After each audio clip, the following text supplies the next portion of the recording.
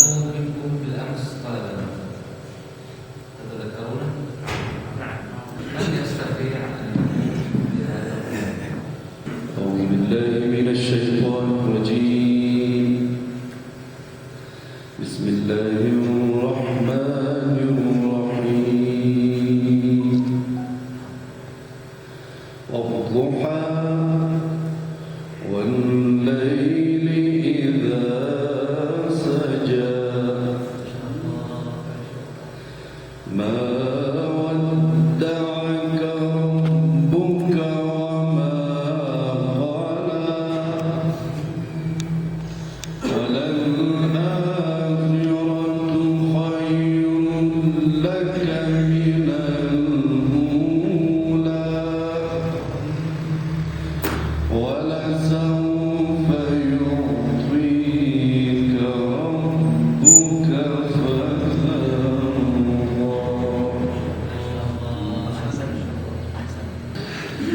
بسم الله الرحمن الرحيم. والضحى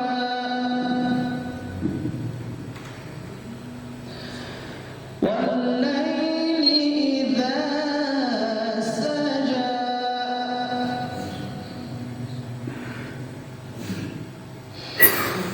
ما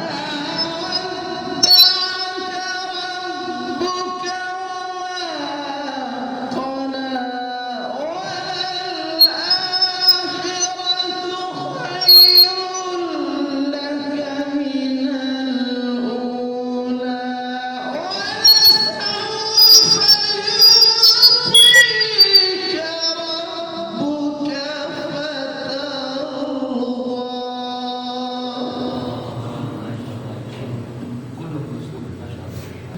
بسم الله الرحمن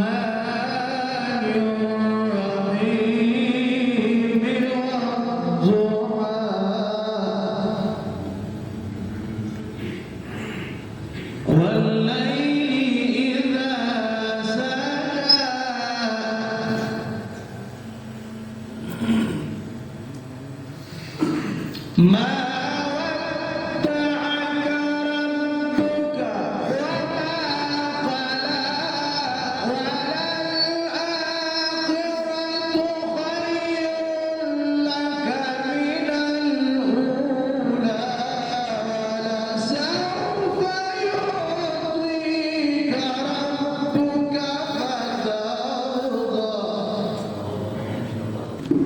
والضحى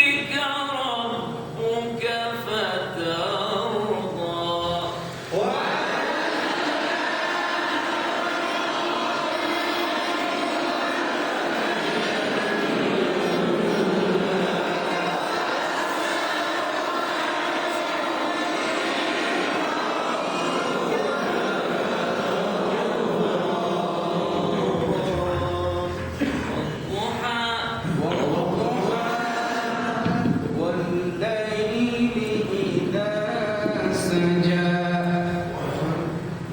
ما ودعك ربك وما قلى وللآخرة خير لك من الأولى ولسوف يعطيك ربك فترضى.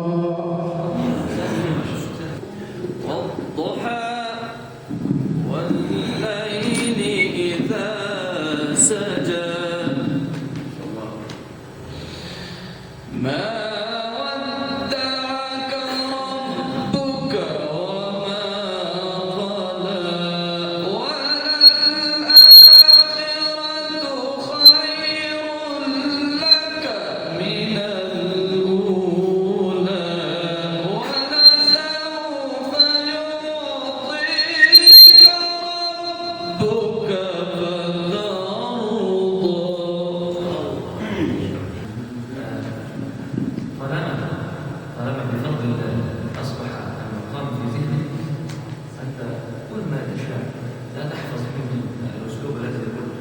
هذا كان تدريبا على أن يعني تعرف المقام، لكن بعد ذلك كل واحد يقول بما يشاء، يتصرف في المقام كما يشاء. مثل